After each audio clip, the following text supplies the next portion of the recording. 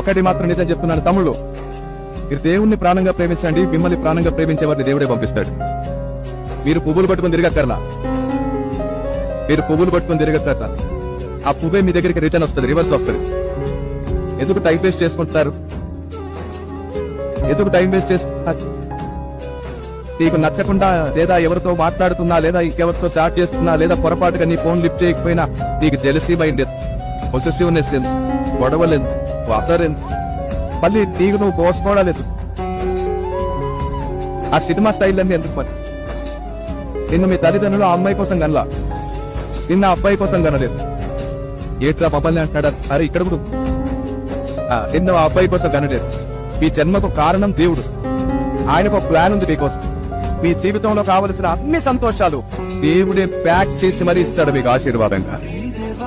అలాంటి ఒక రోజు వచ్చే వరకు ఓపికతో అడుగులు వేయండి. మీ సొంత నిర్ణయాలు మీరు తీసుకోకండి, దేవుడే మీ కొరకు నిర్ణయం తీసుకొనివ్వండి. ఆశ్చర్యకరమైన వెలుగుగా మీరు మారుదురుగాక. ఆమేన్.